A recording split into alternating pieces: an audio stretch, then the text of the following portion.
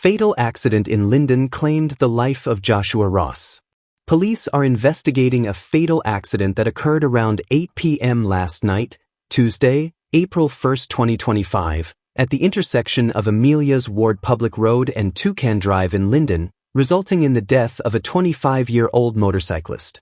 The accident involved a motor car number PXX 4611, owned and driven by 69-year-old pensioner Juliet Alexander, and motorcycle number CN 6284, owned and driven by Joshua Ross, now deceased, a 25-year-old unemployed resident of Industrial Area, Linden. Preliminary inquiries have revealed that the car was proceeding north along the western drive lane of Toucan Drive while the motorcyclist was traveling east on the northern drive lane of Amelia's Ward Public Road at a high speed in a zigzag motion, without a safety helmet and with his motorcycle lights off. As the car and motorcycle approached the intersection, the car stopped and attempted to cross the public road when the motorcycle collided with the front left side of the vehicle. The impact caused the motorcyclist to be thrown several feet from the point of collision, landing on the northern parapet and sustaining severe injuries. Public-spirited citizens rushed to his aid, transporting him to the Linden Hospital complex, where he was examined by the on-duty doctor, who pronounced him dead on arrival. The body of the deceased has since been transferred to the Linden Senior Citizens Association Funeral Home's mortuary for storage, pending a post-mortem examination. Both the car and motorcycle have been lodged for examination by a licensing and certifying officer. The driver of motor car number PXX 4611 is currently in custody and assisting with the investigation. Enmore resident sentenced to 2 years imprisonment for felonious wounding.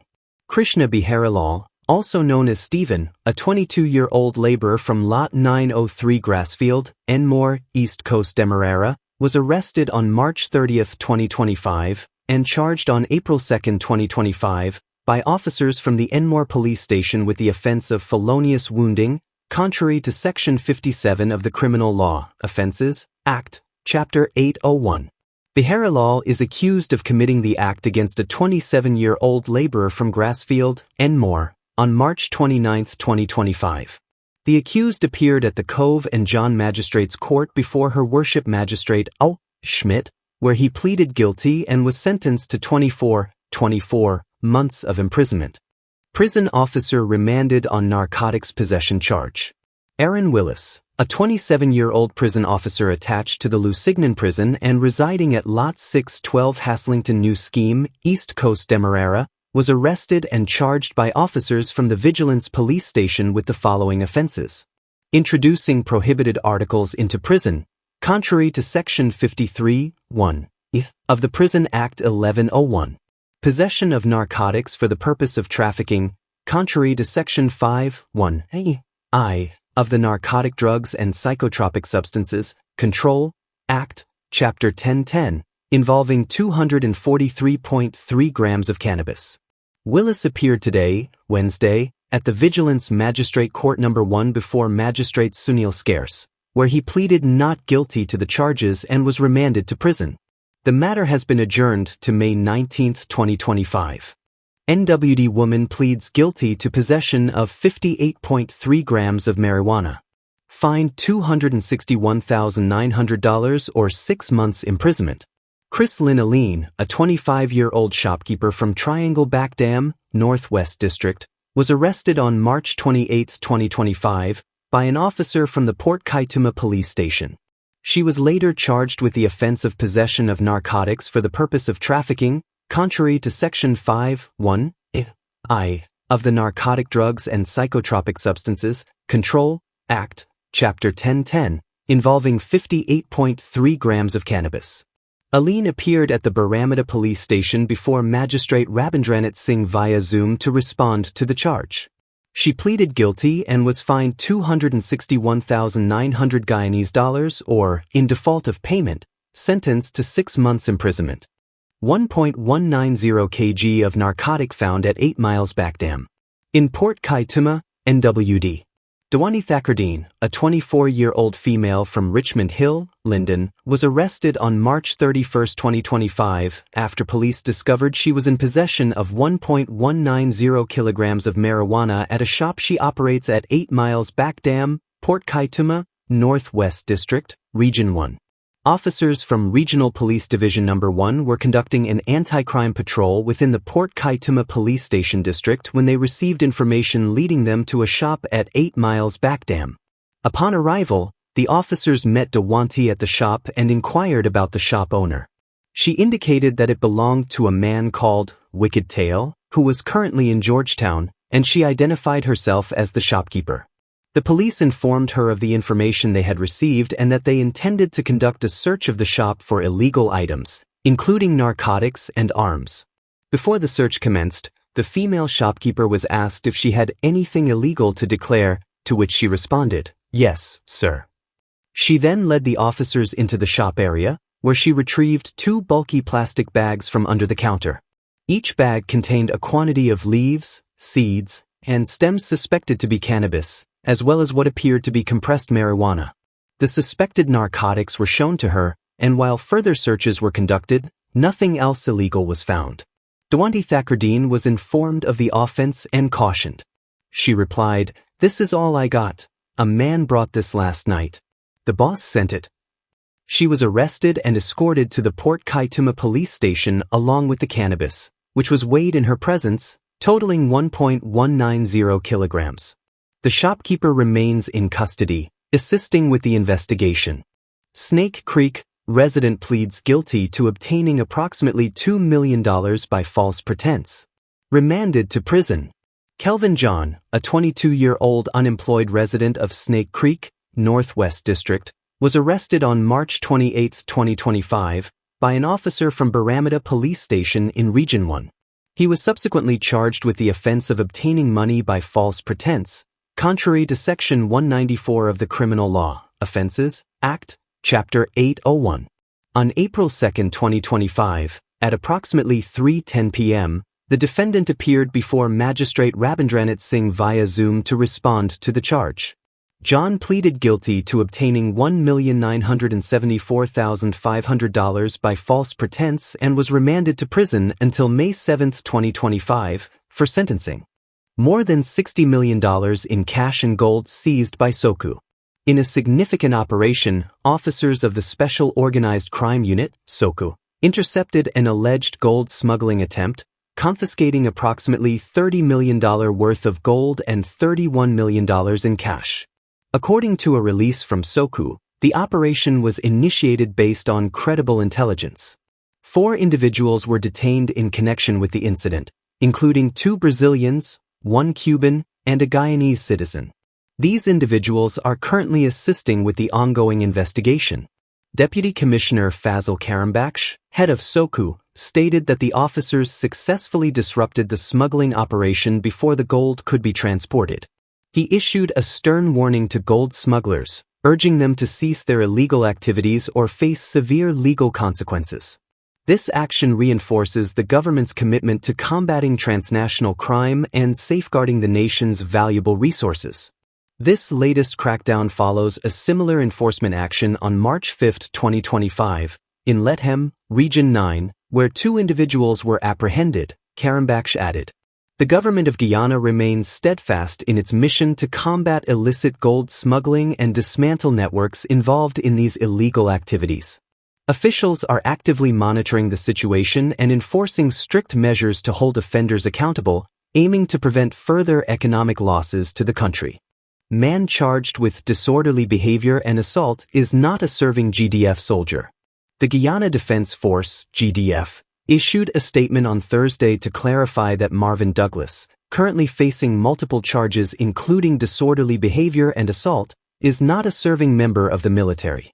This clarification follows a recent newspaper article that incorrectly identified Douglas as a lieutenant in the GDF. According to the GDF, Douglas has been struck off strength, SOS, since July 29, 2013, indicating he has not been an active member of the force for over a decade. The GDF statement was prompted by remarks made in the Georgetown Magistrates Court, where an attorney claimed that Douglas was a serving member of the GDF during his appearance before Acting Chief Magistrate Faith McGusty on Monday.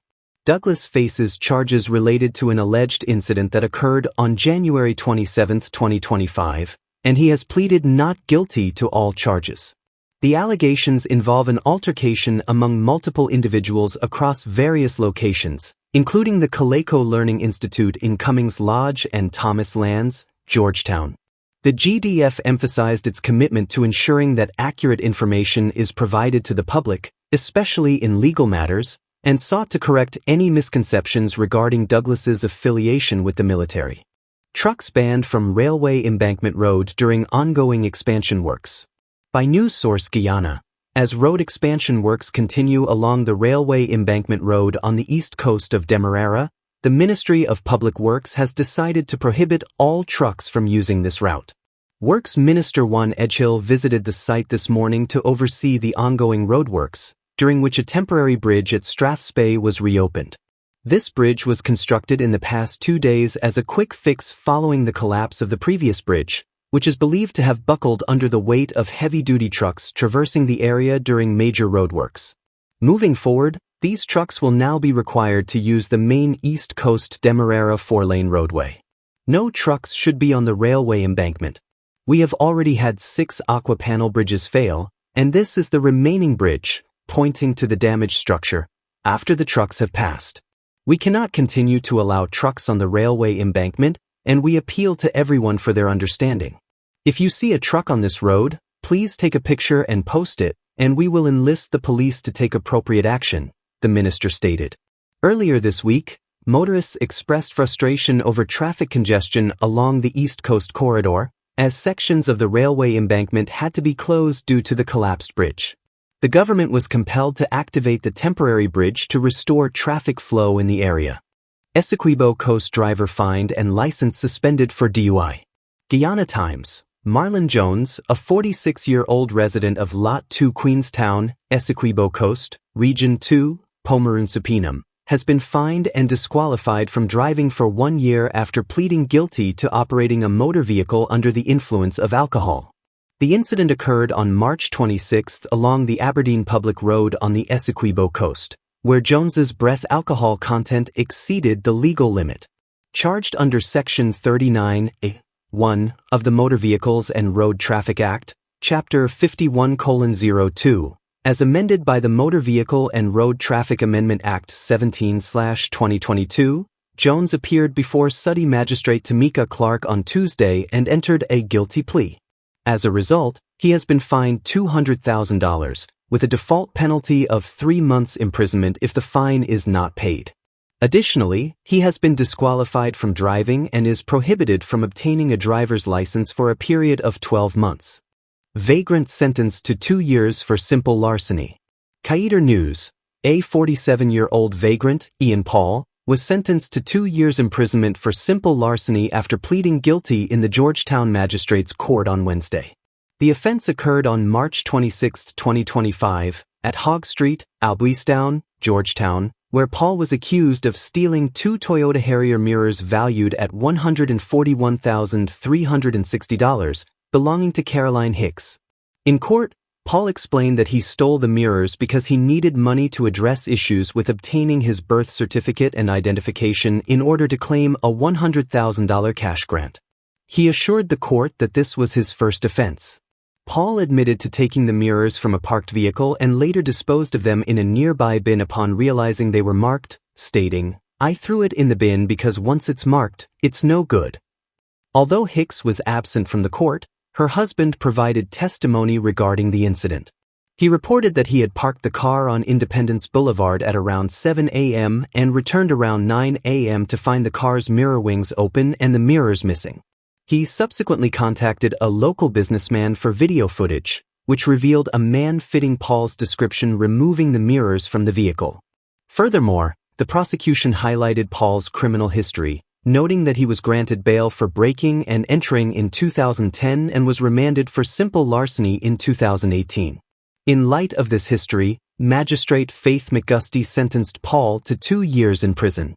Police yet to arrest boat captain caught on camera stealing prawns from Pritapal Singh Investment Inc. Kaider News. A boat captain and his crew remain at large following their capture on security footage 2 weeks ago, stealing nearly a ton, 1,500 pounds, of prawns from Pritapal Singh Investment Incorporated, PSI. The captain, identified as Nolan Payton, reportedly confessed in a signed statement to stealing significant portions of the company's production from the trawler he was responsible for. In response to the incident, PSI has terminated its contract with Peyton. The theft was discovered on March 14th, when Peyton and his crew returned from a fishing trip that began on March 6th, during which they harvested sea bob shrimp offshore Guyana. Upon the vessel's return, company officials conducted a routine review of the onboard security footage before processing payments to the captain and crew. During this review, they uncovered evidence of theft. Video footage confirms that products were moved from the vessel's icebox through the wheelhouse to the bow of the vessel, the company stated. The investigation revealed that the stolen seafood was being sold to individuals who then resold it along the east coast of Demerara, specifically in areas like LBI and Montrose. PSI reported the matter to the Providence police station. However, no arrests have been made thus far. Instead, the company was advised to file a report in the district where the incident occurred. PSI has since called on the police and relevant authorities to take swift action to prosecute the matter. The company is calling on the relevant authorities, including the police, Coast Guard, Agriculture Ministry, and other senior officials, to intervene and prosecute these perpetrators based on the video evidence provided, PSI stated. Pritapal Singh, CEO of PSI, emphasized that boat captains and their crews have no reason to steal, as they are compensated based on production, per pound, and receive coverage for fuel and food expenses. He noted that the company sometimes operates at a loss, striving to ensure workers are fully compensated. This theft is not an isolated incident, as PSI has faced similar challenges in the past, which have contributed to increased strain on their business operations. These challenges have forced competitors, such as Noble House, to exit the seafood business, PSI lamented, reiterating their hope for assistance in apprehending the individuals involved and preventing future incidents. Mother granted bail for wounding charge. Kaider News, a 37-year-old mother of two, Carlotte Jared, was placed on $25,000 bail on Wednesday when she appeared at the Georgetown Magistrates Court to face an unlawful wounding charge. Jared, who resides at Lot 95 James Street, Albuistown, pleaded not guilty to the charge, which was read to her by Acting Chief Magistrate Faith McGusty. The charge stems from an incident on March 17, 2025, when Jared allegedly unlawfully wounded Claudette Dick on Hatfield Street, Georgetown, resulting in a puncture wound to Dick's left hand. After the bail was set, Jared pleaded for self-bail, stating that she could not afford the amount required to secure her release. Housing called me and I went and paid for my land and now I am broke. I don't even have any money to buy things for my kids, she expressed. The matter has been adjourned to April 16, 2025. GTUC suspects arson in blaze that gutted Critchlow Labor College. By news source Guyana, 2 weeks after a devastating fire ravaged a section of the Critchlow Labor College in Georgetown, Lincoln Lewis, General Secretary of the Guyana Trades Union Congress, GTUC, expressed strong suspicions that the fire was an act of arson. The college, which is owned by the GTUC, is headquartered at the same location. In a statement shortly after the fire was extinguished, the Guyana Fire Service indicated that initial investigations suggested the blaze could have been triggered by the overheating of old electrical panels. However, Lewis contended that there were no signs indicating the fire originated near any electrical panels or wiring. The electrical panel is still intact and was never burned. It has become common for our fire department to attribute everything to electrical causes. We consulted with experts and found that the area where the fire started, which has been completely destroyed, is not where electrical wires are located. The fire began on a floor, Lewis stated. Lewis also noted that since the incident, the Critchlow Labor College has not received any updates from the Guyana Fire Service regarding the investigations or the cause of the fire. Despite the disagreement over the fire's cause, Lewis thanked the fire service for its prompt response in containing the blaze. The fire severely damaged the entire auditorium of the Wolford Avenue College, and the western side of the building suffered water damage. Lewis mentioned that the government has offered assistance in the rebuilding efforts, and the GTUC and the college appreciate this commitment. We extend our gratitude to all who have shown support and concern during this difficult time. A special thank you to President Irfan Ali for reaching out and committing to help the college rebuild. GTUC is in the process of submitting the necessary documentation to aid in the restoration efforts. Like the Phoenix, Critchlow Labor College will rise again, Lewis declared. Established in 1967, the Critchlow Labor College has been a cornerstone of workers' education in Guyana and is named after Hubert Nathaniel Critchlow, who is recognized as the father of the trade union movement in the country. Essequibo man fined $150,000 for drunk driving. Qaeda News. A 29-year-old man from Lima Sands, Essequibo Coast, Region 2, pleaded guilty on Wednesday to charges of driving under the influence of alcohol and operating an unregistered vehicle without a driver's license. The defendant, identified as Callum Benjamin, appeared at the Suddy Magistrates Court before Magistrate Tamika Clark, where he faced 3 charges: driving a motor vehicle with a breath alcohol level above the legal limit, being an unlicensed driver, and driving an unregistered vehicle, contrary to Section 39(1) of the Motor Vehicles and Road Traffic Act, Chapter 51:02. Initially pleading not guilty, Benjamin later changed his plea to guilty. Following this, the court ordered him to pay a fine of $150,000 for drunk driving, with a default penalty of 3 months imprisonment if the fine is not paid. Additionally, he was fined $20,000 for being an unlicensed driver and $10,000 for driving an unregistered vehicle. Failure to pay these 2 fines could result in a combined total of 1 month and 2 weeks in prison. Construction worker charged for inflicting grievous bodily harm. Granted $250,000 bail. Ravindranath Prabhu, a 29-year-old construction worker from Lot 378 Success Railway Embankment, East Coast Demerara, was arrested on March 29, 2025, and charged on April 2, 2025, by officers from the Baturverwagding police station with the offense of inflicting grievous bodily harm, contrary to Section 50 of the Criminal Law, Offences, Act, Chapter 801. Prabhu is accused of committing the offense against a 42-year-old male construction worker from the Success squatting area on March 10, 2025, at Success Railway Embankment, East Coast Demerara. The accused appeared today at Backdam Magistrates Court No. 2 before Magistrate Abigail Gibbs, where the charge was read to him. He pleaded not guilty. Bail was granted in the sum of $250,000, with the condition that he report to the Baturverwagding police station on the first Monday of every month, pending the outcome of the investigation. The matter has been postponed to May 21, 2025.